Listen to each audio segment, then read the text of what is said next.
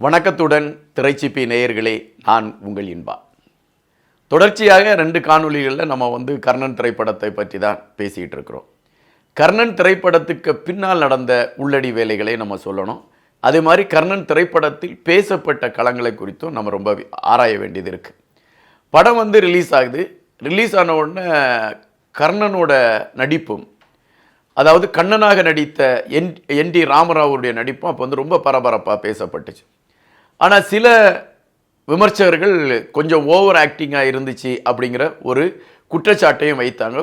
குறிப்பாக அவங்க எந்த இடத்த குறிப்பிட்டு சொன்னாங்கன்னா, ஓஏகே தேவரும் சிவாஜி அவங்களும் சந்திக்கிறாங்க.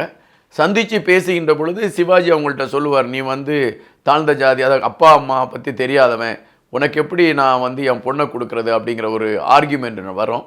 அந்த சூழலில் ஒரு சிங்கம் போல் சிவாஜி அவங்க கர்ச்சிச்சிட்டு ஒரு சிங்கத்தை கையால் அடித்து உடைச்சிட்டு அவங்க போகிற மாதிரி காட்சி.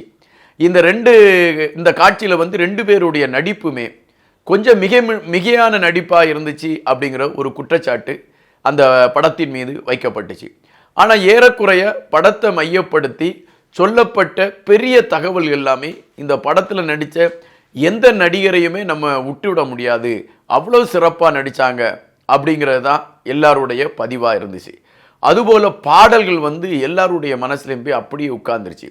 இதில் பார்த்திங்கன்னா, இந்த கர்ணன் படத்தில் கண்கள் இங்கே அப்படிங்கிற அந்த பாட்டை தான் ஜெயலலிதா அவங்க தங்களுடைய ரிங்டோனாக வச்சுருந்தாங்க அப்படின்ட்டு ஒரு செவி வழி செய்தி உண்டு. ஒட்டுமொத்தமாக பார்த்திங்கன்னா இன்றைய காலகட்டம் வரை கர்ணன் படத்தை மையப்படுத்திய அந்த இசை பாடல்கள் நம்ம காதுகளுக்குள்ளே தேனாக பாஞ்சிகிட்டு இருக்கிறத நம்மால் உணர முடியுது. இந்த படம் ஒவ்வொரு இடத்துலையும் பெரிய பெரிய வெற்றியை பெற்றுச்சு அப்படிங்கிற தகவல்கள் பல பதிவுகளாகவே இருக்குது. அதில் ஒரு இடத்த சொல்லணும், நெல்லை பார்வதி திரையரங்கு. இந்த நெல்லை பார்வதி திரையரங்கில் தான் இந்த படம் வெளியாகுது. அதேமாரி நாகர்கோவில் பயோனியர் பிக்சர் பேலஸில் இந்த படம் வெளியாகுது. நெல்லை பார்வதியில் வெளியாகும் பொழுது ஹரிராம் சேட்டுங்கிறவர் அந்த படத்திற்கு ஒரு அதிர்ச்சியான ஒரு இன்ப அதிர்ச்சியை பண்ணுறாரு. எதற்காக அவர் இந்த இன்ப அதிர்ச்சியை பண்ணுறாரு அப்படின்னா, நீங்கள் ஹரிராம் சேட்டுக்கும் சிவாஜி அவங்களுக்கு இருக்கக்கூடிய ஒரு உறவை பற்றி நம்ம தெரிஞ்சுக்கிட்டால், அவர் கர்ணன் படத்திற்கு செய்த அந்த ஒரு வியக்கத்தக்க செயலை குறித்து நம்மளால் அறிய முடியும். குற்றாலம் மிக ஒரு அழகிய ஊர் எல்லாருக்குமே தெரியும். குறவஞ்சியில் கூட குற்றாலத்தை பற்றி மிக தெளிவாகவே பேசப்பட்டிருக்கும்.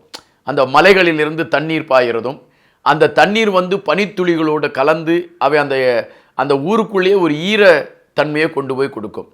எவ்வளோதான் மனச்சோர்வோடு நமக்கு போனாலும் குற்றாலத்தில் போனால் நமக்கு அந்த மனச்சோர்வு நீங்கிரும். ஏன்னா குற்றாலத்தில் இருக்கக்கூடிய குரங்குகள், அங்கே இருக்கக்கூடிய அந்த இயற்கை வளங்கள், இவைகள் எல்லாமே நம்ம மனசை ரொம்ப ஈர்த்துரும். எனவே சிவாஜி அவங்களுக்கு குற்றாலம் மிக பிடித்த ஊர்களில் குற்றாலமும் ஒன்று. எனவே குற்றாலத்திற்கு அவர் எப்போமா போகணுன்னு ஆசைப்பட்டார்னா, அவருக்கு முத்துமாணிக்கன்னு ஒரு நெருங்கிய நண்பர் இருந்தார் சிவாஜி அவங்களுக்கு. இந்த முத்துமாணிக்கம் தான் சிவாஜி அவங்களுக்கு இந்த வேட்டை நுணுக்கங்களை குறித்து கற்றுக் கொடுத்தாரு அப்படிங்கிற செய்தி. எனவே முத்துமாணிக்கமும் சிவாஜி அவங்களும் குற்றாலம் போனால் சிவாஜி அவங்களோடு இன்னொரு ஆளும் சேர்ந்துருவார். அதுதான் ஹரிராம் சேட்டு. இவர் அங்கே ஒரு பெரிய பீடி கம்பெனி வச்சுருந்தார். அந்த பீடி கம்பெனி வச்சுருந்தார். இவர் பெரிய பணக்காரர் வேறு. இவர் நினச்சா எப்படி வேணாலும் வாழலாம் அப்படிங்கிற ஒரு நிலைப்பாட்டில் இருக்கக்கூடிய மனிதன். இவருக்கு சிவாஜி மேலேயும் சிவாஜியோட அந்த நட்பு மேலேயும் ரொம்ப ஈடுபாடு. எனவே குற்றாலத்திற்கு சிவாஜி வராங்க அப்படின்னாலே ஹரிராம் சேட்டு அங்கே எல்லா ஏற்பாடுமே செஞ்சு வச்சுருவார். அதாவது இரவு அவங்க தங்கி வேட்டைக்கு போகிறதுக்கான ஏற்பாடுகள் எல்லாம் செஞ்சுருவார். ஜென்ரேட்டர் எடுத்துகிட்டு அங்கே மின்சார இணைப்புகள் எல்லாம் கொடுத்து சிவாஜி அவங்க தங்குறதுக்கான ஏற்பாடுகள், அவருக்கு எந்த விதமான இடைஞ்சலும் இருக்கக்கூடாது அப்படிங்கிறதுக்கெல்லாம் ஏற்பாடுகள்லாம் செஞ்சு வச்சுருவார். ஒரு முறை இப்படி தான் குற்றால மலையில் போய் சிவாஜி அவங்க எல்லாம் வேட்டைக்கு போகிறாங்க. வேட்டைக்கு போயிட்டு இருக்க சமயம் அந்த வேட்டையில் அவங்க ரொம்ப தீவிரமாக இருக்க சமயம் சிவாஜி அவங்க தவறி அந்த மலையிலேருந்து கீழே விழக்கூடிய ஒரு சூழல் ஏற்பட்டுருது. அந்த சூழலில் பக்கத்தில் இருந்த முத்துமாணிக்கு அவங்க சிவாஜி அவங்க கையை பிடிச்சி காப்பாற்றிடுறாங்க. அதுக்கு பிறகு அந்த குற்றால மலையில் போய் வேட்டைக்கு போகிறத சிவாஜி அவங்க அந்த டீம் தவிர்த்துருது. அவங்க வந்தால் குற்றாலத்தில் குளிக்கிறது, அங்கே தங்கி இருந்து அரட்டை அடிக்கிறது அப்படிங்கிறதோடு நிறுத்திக்கிடுறாங்க. இந்த ஹரிராம் சேட்டு என்ன பண்ணுறாருன்னா, நெல்லை பார்வதியில் படம் ரிலீஸு, கர்ணன் படம். முதல் நாள் என்ன செய்கிறாருன்னா, அங்கே வந்த அத்தனை படம் பார்க்க அத்தனை பேருக்கும் ஒரு வெள்ளிக்காசை பரிசாக கொடுக்குறாரு. இது அப்போ பரபரப்பாக பேசப்பட்டுச்சு. என்னடா, ஒரு நடிகரோட படத்திற்கு முதல் நாள் வெளியிடச்சப்போ எவ்வளோ கூட்டம் இருக்குன்னு தெரியும். அந்த கூட்டத்துக்கு, ஏன்னா அந்த காலகட்டத்தில் வந்து திரைப்படம் தான் பொழுதுபோக்குக்கு மிக முக்கியமான ஒரு களமாக இருந்துச்சு. வேற எதுவுமே கிடையாது. மக்களுடைய ஒரே என்டர்டெயின்மெண்ட் வந்து நாடகம், இதான் திரைப்படம் தான். வறுமை கோட்டின் கீழ், அதாவது நடுத்தர மக்கள் வந்து நாடகங்களை பார்க்கறதுக்கான களங்கள் உருவாக்கிட்டாங்க. ஒரு வாரியா பணங்கள் இருக்கக்கூடியவங்க திரைப்படங்களை பார்க்கறது ஒரு ஹாபியாக வச்சுக்கிட்டாங்க. அதுக்கு பிறகு தொடர்ச்சியாகவே திரைப்படங்களை பார்க்கறது வந்து ஒரு ஹாபியாக மாறி போகுது. அப்படி மாறிக்கிட்டு அந்த காலகட்டத்தில் வந்து தியேட்டரில் வந்து முதல் நாள் கழிச்சு பெரிய கூட்டம் வரும். அது திருவிழா கணக்கில் தான் இருக்கும். வந்த அனைவருக்குமே வெள்ளி காசுகளை கொடுத்து அசத்திட்டாரு ஹரிராம் சேட். இது வந்து அப்போ வந்து பத்திரிகைகளிலே வந்த பரபரப்பான ஒரு செய்தி அப்படிங்கிறதா நமக்கு கிடைத்த தகவல். அதன் பிறகு பிக்சர் பேலஸ் தியேட்டரில் வந்து அந்த படத்திற்கு வச்ச விளம்பரம் உங்களுக்கு பார்த்தீங்கன்னா, பிக்சர் பேலஸ் தியேட்டர் இருந்தது நாகர்கோயிலில். நாகர்கோயில் ஏறக்குறைய கேரளாவுக்கு ஒரு அருகாமையில் இருக்கக்கூடிய ஒரு மாவட்டம்.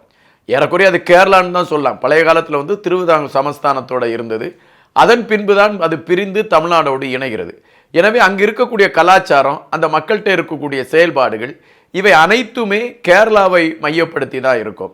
அதுபோல தான் பிக்சர் பேலஸில் வந்து கர்ணன் படம் வருதுன்னொன்னே சிவாஜி ரசிகர்கள் ஒரு பிளான் பண்ணுறாங்க. அங்கே என்ன பண்ணுறாங்கன்னா, இந்த வெள்ளை பேப்பரை வாங்குறாங்க.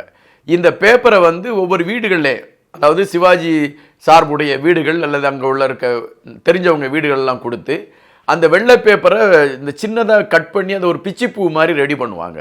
அதை ரெடி பண்ணி நூலில் கட்டுறாங்க. இதுதான் அங்கே வந்து ஒரு பரபரப்பான ஒரு அலங்காரத்திற்கான ஒரு அடிப்படையாக இருக்குது. எனவே அந்த கர்ணன் படத்திற்கும் அதுபோல் அந்த நாகர்கோயிலில் இருக்கக்கூடிய பெரும்பாலான பெண்கள் அந்த பிச்சிப்பூ போன்ற அந்த பூக்களை கட்டி அதை வந்து டெக்கரேஷன் பண்ணுறதுக்காக கொடுக்குறாங்க. அந்த பிக்சர் பேலஸ் திரையரங்கு சுற்றி அது இருக்கக்கூடிய இடம், அதிலிருந்து வெளியே வரக்கூடிய இடம், இவை அனைத்திலுமே பார்த்தீங்கன்னா அந்த பிச்சிப்பூ அந்த இதை வந்து அந்த கொடி மாதிரி போட்டு முல்லைப்பந்தல் மாதிரி போட்டு வைக்கிறாங்க. அதே மாதிரி அந்த பிச்சிப்பூ முல்லைப்பந்தலுக்கு முன்னால் ஒரு உலத்தி கொலை அப்படின்னு சொல்லுவாங்க நாகர்கோயிலில். அது ஒரு அலங்காரத்திற்காக வைக்கக்கூடிய ஒரு மரம்போ, சின்ன குட்டி மரம்போ இது மாதிரி இருக்கும். அதிலிருந்து நிறைய காய்கள் தொங்கி காய்க்கும். அதை வந்து ஒரு அலங்காரத்துக்காக கொண்டு அந்த முல்லைப்பந்தலுக்கு மேலே வைக்கிறாங்க. அதுபோல் அவங்க வடிவமைக்கு வைத்திருந்த அந்த அலங்காரங்களில் காமராஜுடைய படங்கள் பெருவாரியாக இருந்துச்சு.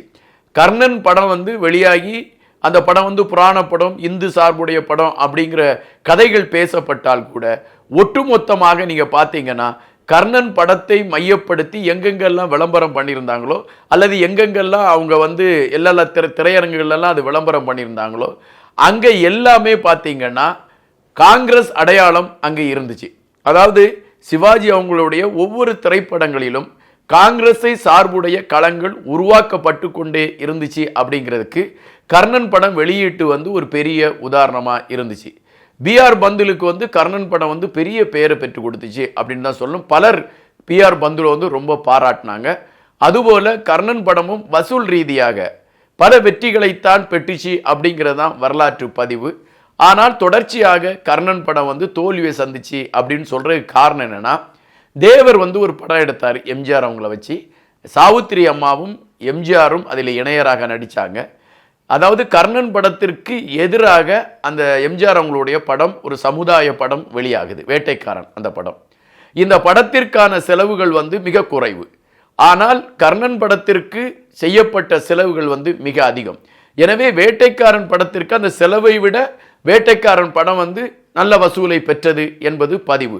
கர்ணன் படம் அதை செலவு பண்ணதற்கு இணையான வசூலை பெற்றது என்பதுதான் களம். எனவே ரெண்டு படங்களுமே வெற்றியை பெற்றால் கூட வேட்டைக்காரன் படம் பெரிய வெற்றியை பெற்று கர்ணன் பெரும் தோல்வி படம் அப்படிங்கிற ஒரு பிம்பத்தை வந்து உருவாக்குனாங்கன்னா அதுக்கு பின்னால் இருந்தது ஒட்டுமொத்த அரசியல் அப்படிங்கிறாங்க விவரம் அறிந்தவர்கள். அதுபோல் இந்த பட ஆய்வுகளை குறித்து எழுதக்கூடியவங்க எழுதியிருக்கக்கூடிய பல நூல்களில் பார்த்தீங்கன்னா கர்ணன் படத்தை வந்து யாருமே தோல்வி படம் அப்படிங்கிற ஒரு பதிவை யாருமே எழுதலை. இப்படித்தான் கர்ணன் படத்தை குறித்து மிகப்பெரிய செய்திகள்லாம் அந்த காலகட்டத்தில் பரபரப்பாக பேசப்பட்டுச்சு. அதுக்கு பிறகு கர்ணன் படத்தை வந்து ஒட்டுமொத்தமாக அமைதியாக தான் இருந்துச்சு. ஆனால் இந்த நவீன காலத்துக்கு அந்த படம் வந்து வேறொரு கோலத்தில் அதை மாற்றப்பட்டு அந்த படம் வெளியாகி 150 நாட்களை தாண்டி ஓடி ஒரு அதிசய சாதனையை பண்ணியிருக்கு. எப்போவுமே பார்த்தீங்கன்னா திறன், மனிதனுக்கு கூடிய திறன் எப்போவுமே மதிக்கப்படும். அதனால தான் திருவள்ளுவர் கூட பல கட்டங்களில் சொல்லுவார், முயற்சி உடையார் இகழ்ச்சி அடையார் அப்படின்னுட்டு. ஒரு மனிதனுடைய முயற்சி காலங்கடந்தும் பேசப்படும் அப்படிங்கிறதற்கு இந்த கர்ணன் படம் வந்து மிகப்பெரிய உதாரணம். அதில் வந்து B.R. பந்துலு, சிவாஜி அவங்க, M.S. விஸ்வநாதன், கண்ணதாசன், இந்த பெரிய டீம் வந்து அதில் வந்து தங்களுடைய முயற்சியை வந்து அளப்பெரிய முயற்சி அவங்க கொடுத்துருந்தாங்க. அந்த அளப்பெரிய முயற்சி, அவங்க பண்ண செலவுகள், அதுபோல் அவங்க வைத்த காட்சி அமைப்புகள், இவைகள் அனைத்தையுமே நம்ம இன்னைக்கு பார்த்தாலும் மிரண்டு போவோம். இன்னைக்கு கூட ஒரு வலையொலியில் பார்க்கும்பொழுது அதை பற்றி ஒரு விளக்கம் கொடுத்திருந்தாங்க. கர்ணன் படத்திற்கு அன்று செலவு செய்தது இன்று கணக்கிட்டால் சுமார் 400 கோடி ரூபாய்க்கு மேலே அந்த செலவின் கணக்குகள் வரும் அப்படின்னு அதை ஒரு பட்டியல் போட்டிருந்தாங்க. ஸோ இவ்வளவு பிரம்மாண்டமாக எடுத்த கர்ணன் படம் சிவாஜி அவங்களுடைய திரைப்பட வாழ்க்கையில் ஒரு பெரிய மணிமகுடமாக வந்து உட்கார்ந்துச்சு என்பதை விட ஒரு பெரிய மணிமகுடமாகத்தான் இருந்துச்சு என்பது தான் நிஜம்.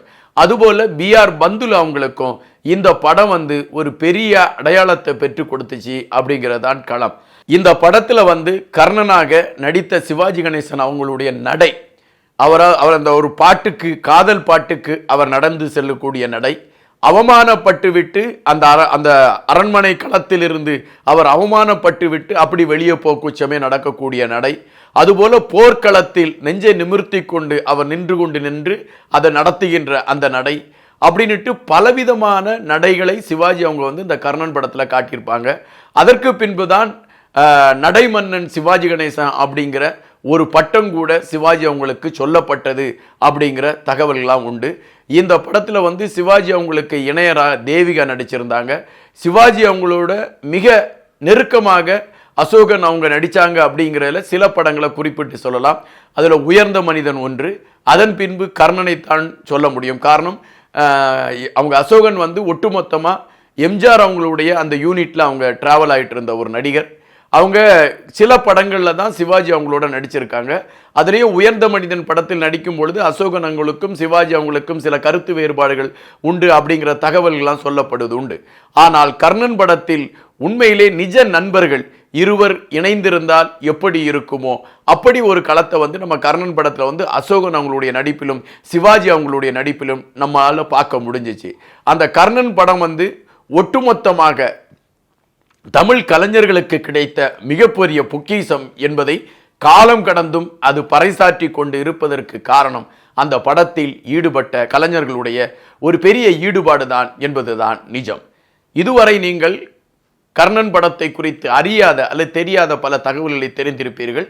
காத்திருங்கள், அடுத்த காணொளியில் உங்களோடு நான் பயணிக்கின்றேன். நன்றியுடன் இன்பா.